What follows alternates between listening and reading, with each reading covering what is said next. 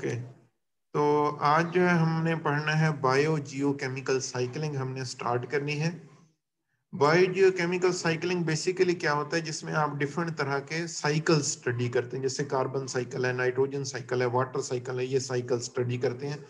अब behind idea क्या है कि जितने भी जो एलिमेंट्स हैं, केमिकल एलिमेंट्स, ये बायोटिक से abiotic and abiotic से बायोटिक की तरफ, बायोटिक से abiotic and then abiotic से बायोटिक की तरफ मूव करते रहते हैं। हम इसे कहते हैं movement of chemical element back and fourth. Back and fourth mean आगे पीछे, मीन्स आगे पीछे ये है कि ए बायोटिक से ए बायोटिक, ए बायोटिक से बायोटिक, इस तरीके से जो है मूव करते रहते हैं, मोर और लेस इन सर्कुलर पाथ। ज्यादातर ये सर्कुलर पाथ होता है, लेकिन बाजू का जो है ना ऐसा बिटवीन ऑर्गेनिज्म एंड एनवायरनमेंट। अब ऑर्गेनिज्म क्या है, दैट इज वो बायोटिक है, ऑर्गेनिज्म एनवायरनमेंट क्या है, एबायोटिक। तो एबायोटिक से बायोटिक की तरफ या बायोटिक से एबायोटिक की तरफ जो एलिमेंट मूव करते हैं उसको हम कहते हैं दीज आर बायोजियोकेमिकल साइकिल्स।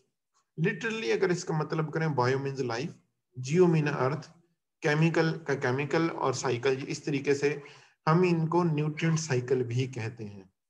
तो study of exchange of material, अब जाहिर है ये जो इस तरीके से मटेरियल की एक्सचेंज होती है, न्यूट्रिएंट की एक्सचेंज होती है, तो study of exchange of material between living and non living component of biosphere is called biogeochemistry. ये एक पूरी ब्रांच है जो कि इन तमाम जो मटेरियल की जो है एक्सचेंज के हवाले से डील करती है। Study of exchange of material between living and non living component of biosphere is called biogeochemistry. Earth itself एक बायोस्फीयर है, जिसमें बायोस्फीयर वो होता है जिसमें तमाम जो लिथोस्फीयर, हाइड्रोस्फीयर जो है और ट्रोपोस्फीयर, ये जहां ये जो मीट करते हैं उसको बायोस्फीयर कहते हैं, जहां लाइफ एग्जिस्ट करती है उसको बायोस्फीयर कहते हैं। तो ये जो है ये तमाम लिविंग और नॉन लिविंग कंपोनेंट के दरमियान ये जो study of exchange of material है, इसको ये ब्रांच जिसके अंदर ये स्टडी किया जाता है, दैट इज बायोजियोकेमिस्ट्री।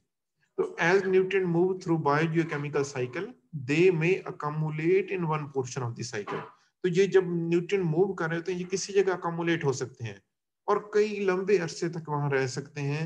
ये बाजू का तो ये टेम्परेरी साइट भी होती हैं, और बाजू का जैसे टेम्परेरी साइट्स जैसे कि एटमॉस्फेयर के में, ओशन में, या अदर किसी वाटर में, या अंडरग्राउंड डिपॉजिट के अंदर बाजू का ये टेम्परेरी होते हैं और बाजू का बहुत लंबे अरसे के लिए रह सकते हैं। तो जहां ये जो ड्यूरिंग एक्सचेंज ये किसी जगह कामुलेट हो जाते हैं, दैट इज कॉल्ड रेजर्वायर। इनका जो है ना ये जो एलिमेंट ये जो कामुलेट हो जाएंगे during exchange process, during movement from abiotic to biotic movement, या from biotic to abiotic जो एक्सचेंज हो रही होती है, इसके दरमियान जहां किसी जगह कामुलेट हो जाएंगे, that will be called as reservoir.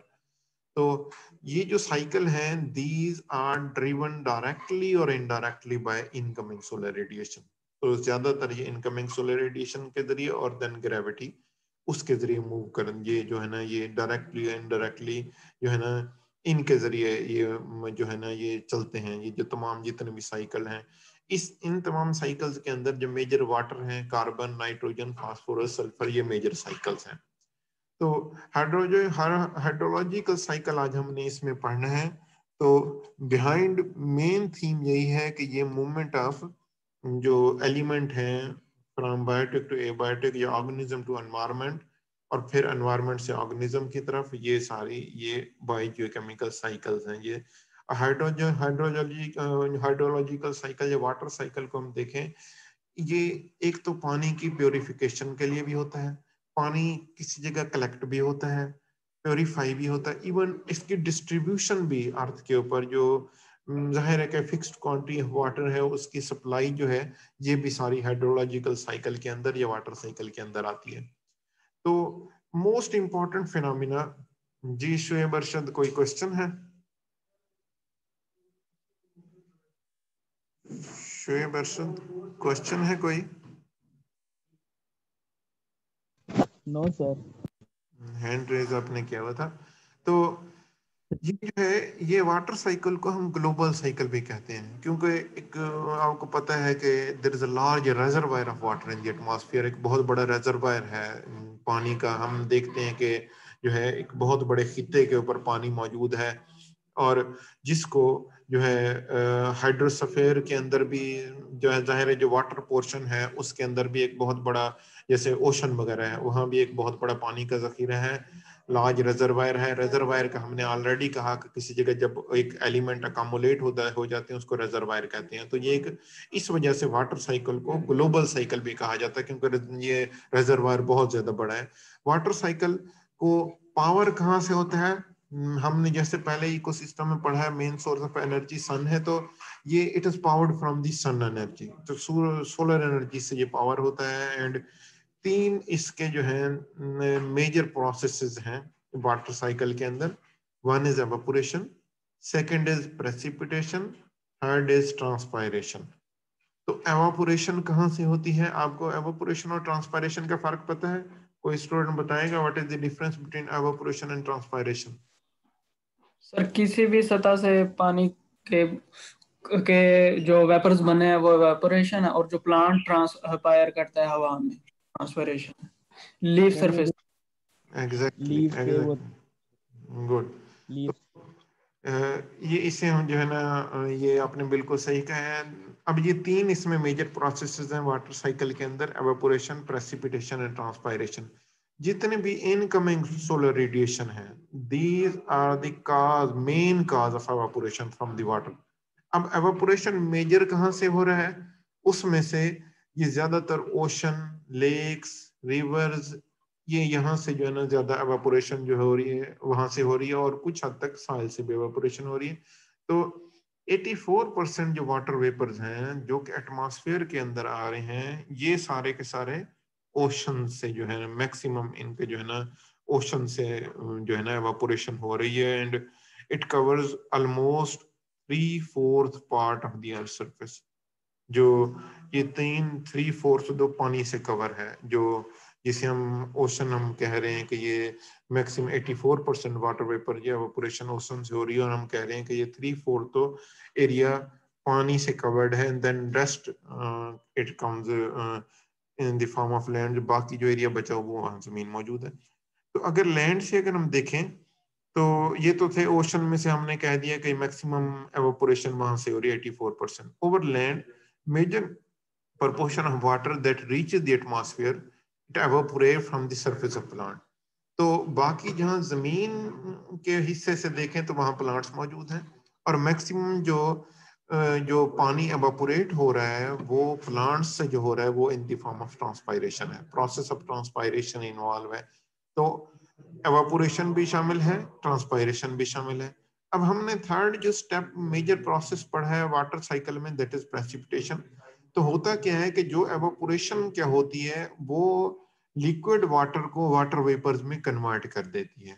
Water vapours atmosphere में मौजूद हैं, अब वो ग्रेविटी से, फोर्स ऑफ ग्रेविटी के through that will come back to the surface, ये जमीन के ऊपर गिरेंगे, और इसको हम कहेंगे in the form of precipitation, ये जमीन पे गिरेंगे। अब प्रेसिपिटेशन बहुत सारी जो टाइप्स हैं, स्नो, रेन, स्नो, ड्यू, ये बहुत सारी उसकी टाइप्स हैं। तो जितने वाटर वेपर चाहे एवापोरेट हुए थे चाहे ट्रांसपायर हुए थे, ये फिर जो है in the form of precipitation जमीन की सरफेस पे दोबारा आते हैं। तो water returning to the earth surface जो कि प्रेसिपिटेशन की शक्ल में आ रहा है वो डिफरेंट फॉर्म्स के अंदर आ रहा है, डिफरेंट पाथ, ये बेसिकली डिफरेंट पाथ्स बनेंगे उसके। जमीन के ऊपर गिरा, उसके बाद एक तो उसका पाथ होता है सरफेस रन ऑफ की शक्ल में, जो most of the precipitation which is falling on the terrestrial ecosystem become surface run of. जो हम पाथ हैं डिफरेंट, उनमें से एक तो यह है कि सरफेस रन ऑफ की शक्ल में जो है ना ये पानी मूव करेगा जमीन की सरफेस के ऊपर। अब हम अक्सर देखते हैं जब बारिश आती है, बारिश के बाद पानी जो है ना वो अगर बारिश ज्यादा आ गई है वो रन ऑफ की शक्ल में पानी मूव कर रहा होता है। अब यही जो पानी है that will replenish stream, stream में जो पानी की कमी हुई थी उसकी कमी को पूरा करेगा, लेक्स के अंदर कमी को पूरा करेगा, लेकिन इसके साथ साथ it will cause soil erosion. तो जाहिर है कि जब अपने साथ जो है फर्टाइल अपर सरफेस लेयर की जो है सॉइल लेयर को रिमूव करेगा, और हम कह सकेंगे दैट इज कॉजिंग इरोजन, तो ये इरोजन का बायस बनेगा। और इसी तरीके से जो है which move soil and rock fragment from one place to another, ज़ाहिर है रेन की शक्ल में जो है सॉइल को भी उठा के एक जगह से दूसरी जगह ले जाएगा। This water flows into the stream and lakes which eventually carry water back to the ocean. ज़ाहिर है लेक से होता हुआ आखिरकार रिवर से होता हुआ फिर ओशन में पानी दोबारा चला गया, जहां से फिर ये दोबारा एवापोरेट होगा और साइकिल ये पूरा का पूरा रिपीट होगा। तो इस तरीके से जो है सम सरफेस, अब ये तो था कि जो मेजर हमने कहा जब भी पानी प्रेसिपिटेशन की शक्ल में नीचे आ रहा है, वो इन दी फॉर्म ऑफ ग्रेविटी नीचे गिर रहा है, तो वो एक तो मेजर प्रोपोर्शन हो गया सरफेस रन ऑफ। अब दूसरा पाथ क्या है, उसमें से एक पाथ ये है इट विल सीप into the upper layer.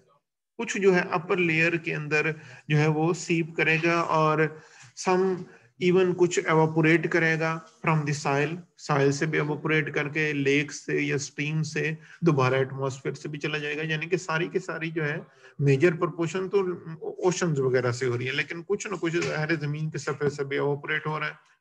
Some precipitation जो है that will converted into ice, कुछ जो है आइस में कन्वर्ट होगी, जो कि ग्लेशियर्स के अंदर जो है वो वहाँ स्टोर होगा एंड वहाँ जाके बेसिकली जो है वो बहुत लंबे अरसे के लिए वहाँ रहे, वहाँ पानी वो मौजूद होगा। जैसे ग्लेशियर मेल्ट होंगे फिर वो दोबारा पानी नीचे आएगा। तो ये एक और पाथ था जिसमें जो है ना उसमें some precipitation sinks through the soil and permeable rock formation, जो कि ऐसे जो कुछ permeable rocks होते हैं वहां भी जो है ना पानी वहां आ जाएगा और वहां से फिर अंडरग्राउंड लेयर ऑफ रॉक्स में जो है ना नीचे चला जाएगा, इवन सैंड में, ग्रेवल्स के अंदर, जिसको हम एक्विफर भी कहते हैं, जो कि अंडरग्राउंड लेयर्स होती हैं वहाँ जो वाटर टेबल है वहां ये दोबारा उधर चला जाएगा, जो कि ग्राउंड वाटर में स्टोर हो जाएगा। इवन जो है a small amount of water, earth's water end up in the living component of the ecosystem। तो कुछ जो जाहिर रूट है, लिविंग कंपोनेंट है, रूट ऑफ द प्लांट भी तो ऑब्जॉर्ब करेंगे कुछ पानी को। तो ये जो है फिर वो वहां से आगे पूरा मैकेनिज्म है, ट्रांसपायरेशन पूल थ्योरी भी आपने पढ़ी होगी कि वहां से फिर पानी ट्रांसपायर करेगा जो है ना लीव्स के through and back into the atmosphere. तो जो इस तरीके से जो रूट्स भी जमीन से पानी ले रही हैं वो भी ट्रांसपायर करके एटमॉस्फेयर में जा रहा है और एटमॉस्फेयर से फिर दोबारा जो एक पूरा पाथवे है जिसके जरिए अंडरग्राउंड वाटर टेबल पूरी की पूरी जो है वो रिचार्ज होके दोबारा पानी नीचे भी आता है। तो most of the water transfer from the plant leaves back into the atmosphere. बहुत सारा पानी जो है जो कि अब्जॉर्ब होता है पानी, उसमें से बहुत सारा प्रोपोर्शन, कुछ पानी वहां यूटिलाइज हो जाता है फोटोसिंथेसिस प्रोसेस के दरमियान, कुछ यूटिलाइज हो जाएगा और कुछ जो है वहां से ट्रांसपायर हो जाएगा। इवेंचुअली ये जो जहर है हम जानते हैं फोटोसिंथेसिस प्रोसेस के दरमियान कार्बोहाइड्रेट जो ग्लूकोज प्रोड्यूस होते हैं, जो कि ग्लूकोज जो है पौधे अपने जो है ना उसमें मास में इजाफा करेंगे और इस तरीके से फिर उनको जो है कोई एनिमल्स फीड करते हैं उन प्लांट्स के ऊपर। वो जो वाटर था जो कि फोटोसिंथेसिस के प्रोसेस के थ्रू इनकी प्लांट्स की बॉडी का हिस्सा बना था, वो बेसिकली वो दोबारा एनिमल्स के अंदर चला जाएगा और इस तरह फर्दर जो है वो दोबारा जो है उसमें से कुछ प्रोपोर्शन जब इन द फॉर्म ऑफ फीसेस वगैरह ये दोबारा जमीन में अंदर चलाएगा। तो इवेंचुअली जो है consumer get their water from their food और बाय ड्रिंकिंग इट। तो वो ये बहुत सारा प्रोपोर्शन है जो फूड की शक्ल में भी पानी जो है कंज्यूमर्स के अंदर जा रहा है, जो जैसे हमने एग्जांपल ली कि जो प्लांट्स को एनिमल ने खाया तो उसकी शक्ल में भी जा रहा है, इवन कुछ पानी एनिमल्स ड्रिंक भी कर लेते हैं। तो ये एक पूरा इसकी पिक्चर दिखाई गई है कि किस तरीके से ये जो है ना लेक से आप देखेंगे ये पानी एवापोरेट हो रहा है। इवन आप देखेंगे कि ये जो है जब एवापोरेट होके यहाँ से ये मेन सोर्स सूरज की एनर्जी है, वहां से जो है पानी वो नीचे एवापोरेशन हुई। अब यहाँ से प्लांट से ट्रांसपायरेशन पर हम प्लांट भी देख रहे हैं। ये जो लिक्विड वाटर था ये वेपर्स में कन्वर्ट हुआ, उसके बाद जब ये ऊपर जाके आपको पता है कि जब ये कंडेंस होते हैं, जब टेम्परेचर कम हो जाता है ऊपर कंडेंस होते हैं, कंडेंस होकर दोबारा in the form of precipitation through force of gravity दोबारा नीचे आया, नीचे आके फिर ये रन ऑफ की शक्ल में ये कुछ जाया हो रहा है, कुछ जो है ये फर्दर वाटर टेबल का हिस्सा बन गया और कुछ जो है ये पूरा ग्राउंड वाटर के अंदर चला गया। तो इस तरीके से ये एक पूरा साइकिल है। फिर ये दोबारा जो है ना ग्राउंड वाटर में है तो फिर लेक से एवापोरेशन होनी है और दोबारा एटमॉस्फेयर में जाना है। तो इस तरीके से कुछ पौधे के रूट्स अब्जॉर्ब करेंगी, वो भी जो है फर्दर कुछ तो यूटिलाइज हो जाएगा वहाँ, और कुछ जो है वो दोबारा एटमॉस्फेयर में जो यूटिलाइज होगा, इवन वो भी उसको एनिमल जब फीड करेंगे तो डेफिनेटली वो भी दोबारा उसी तरह जो है ना वो पूरा सिस्टम के अंदर एंटर हो जाएगा। तो ये तो था जो वाटर साइकिल। अब हम इसके सिग्निफिकेंस देखें तो water is the primary sculpture of earth landscape. Water, अब कहने का मकसद ये, पानी मेन एक चीज है अर्थ सरफेस के ऊपर, जिसमें पौधे भी जो है वो न्यूट्रिएंट जो है वो पानी में डिजोल्व होते हैं। It is the main medium for transporting nutrient. तो हम इसे कह सकते हैं ये एक मेन मीडियम है जो इकोसिस्टम के अंदर भी है, बिटवीन डिफरेंट इकोसिस्टम ये मेन मीडियम है। और बहुत सारे जो नेचुरल प्रोसेसेस हैं इसके अंदर, आप प्योरीफाई भी पानी होता है। प्योरीफाई भी जो है ना ये पानी इसी के थ्रू होता है कि आप, इवन हमारा एनवायरनमेंट प्योरीफाई होता है, पानी प्योरीफाई होता है। अब देखते हैं कि एटमॉस्फेयर के अंदर डस्ट पार्टिकल्स होते हैं। डस्ट पार्टिकल जब बारिश आती है तो वो डस्ट नेचर, उसके बाद जो है वो एनवायरनमेंट बहुत क्लीन हो जाता है। तो वाटर की जो है वो बहुत ज्यादा इंपॉर्टेंट है। तो ये वाटर कि प्योरिफिकेशन जो है, ये सारा जो सिस्टम निज़ाम कुदरत ने रखा है, ये वाटर को प्योरीफाई करने के लिए भी है। और एवापोरेशन एंड सब्सिक्वेंट जो इस तरीके से जो ये प्रेसिपिटेशन हो रही है, एवापोरेट होकर दोबारा प्रेसिपिटेशन होता है, ये नेचुरल डिस्टिलेशन प्रोसेस है that remove impurities dissolved in water. तो इस तरीके से जो है इसे हम cycle of renewal of water quality भी कहते हैं, जो हाइड्रोलॉजिकल साइकिल को हम ये कह सकते हैं। तो only about 0.02 4% of the earth vast water supply is available to us. बहुत कम प्रोपोर्शन है जो कि पानी हमें हमें पीने के लिए अवेलेबल है, ये लिक्विड फ्रेश वाटर जो हम एक्सेसिबल है। बाकी आप देखेंगे कि ये इसमें से बहुत सारा पानी जो है ये फ्रेश वाटर नहीं माना जाता, वो सिलाइन वाटर है जो हम जो है जो रिवर्स जो इवन जो है समंदर वगैरह में है वो सिलाइन वाटर है, हम उसको कंज्यूम नहीं कर सकते। तो जो फ्रेश वाटर जो कि मीठा पानी है वो उसका प्रोपोर्शन जो है वो बहुत ज्यादा कम है। तो इसी तरीके से हम देखते हैं कि हम जो वाटर साइकिल को अल्टर कर रहे हैं एग्रो इकोसिस्टम के अंदर, अगर देखा जाए हम बहुत सारा large quantity water, fresh water जो है स्ट्रीम, लेक्स, अंडरग्राउंड सोर्सेस से हम निकाल रहे हैं। और जो है ना जो कि हम उस रफ्तार से ज्यादा निकाल रहे हैं जितनी नेचर उसको रिप्लेस कर रही है। हम क्वांटिटी ज्यादा वो कर रहे हैं जितनी बारिशों के जरिए या बाकी उसमें दोबारा रिप्लेस हो जाता है। सेकंड, हम जो वाटर साइकिल को डिस्टर्ब कर रहे हैं दैट इज हम वेजिटेशन को क्लियर करके। वेजिटेशन में आपको पता है कि ट्रांसपायरेशन भी होती है, एक बहुत बड़ा प्रोपोर्शन है जो है ना एक एवापोरेशन का अपना रोल है, लेकिन ट्रांसपायरेशन जो प्लांट सरफेस हो रही है, पानी दोबारा एटमॉस्फेयर में जा रहे हैं, उसका अपना रोल है। तो ये हम जब वेजिटेशन क्लियर कर लेंगे डेफिनेटली हम ट्रांसपायरेशन को खत्म करेंगे।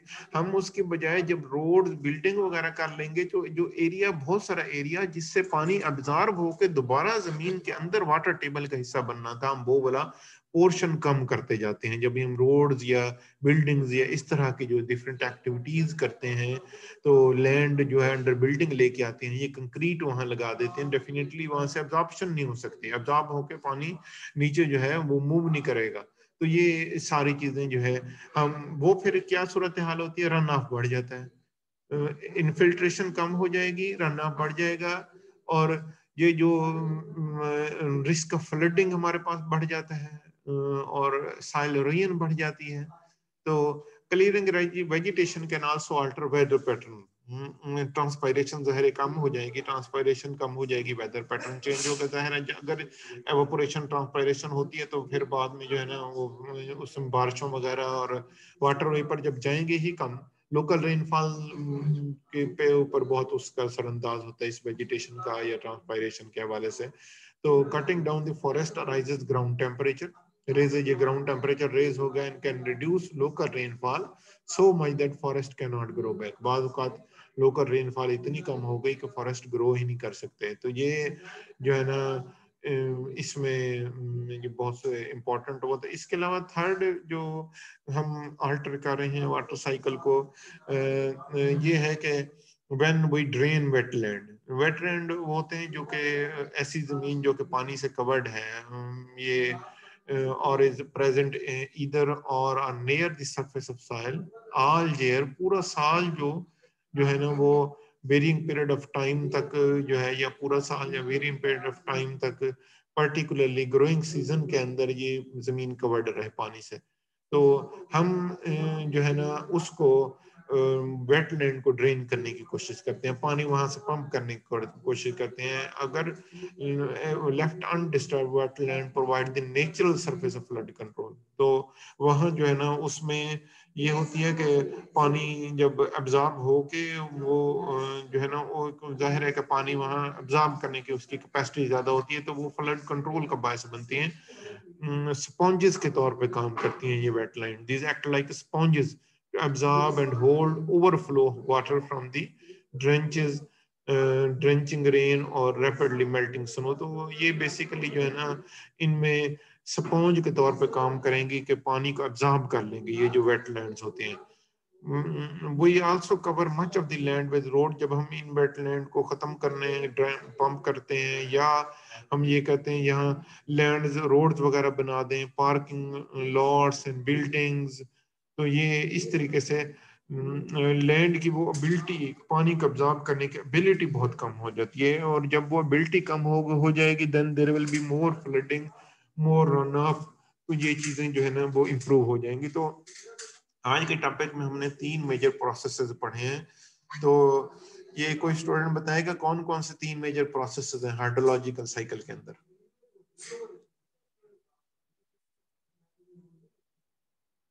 जी, what are 3 major processes in hydrological cycle?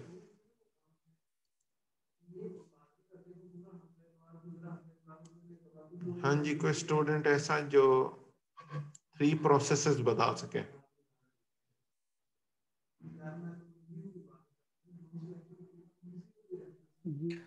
Sir evaporation, precipitation, transpiration. Okay, तो मेन जो ड्राइविंग फोर्स है वो कौन कौन सी हैं? 2 ड्राइविंग फोर्स हमने जिक्र किया था।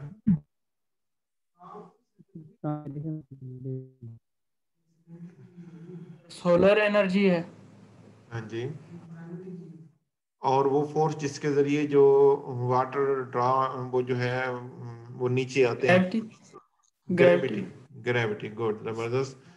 तो इसमें से जो है यही 3 सोर्सेज हैं। हमने इसमें जो है पिक्चर के अंदर देखा कि किस तरीके से वो कर रहे हैं। कोई स्टूडेंट आप में से ये बताएगा कि हम किस तरीके से इस वाटर साइकिल को अल्टर कर रहे हैं, particularly from point of view of agro ecosystem, हम किस तरह अल्टर कर रहे हैं, ह्यूमन एक्टिविटी से कैसे अल्टरेशन हो रही है वाटर साइकिल में?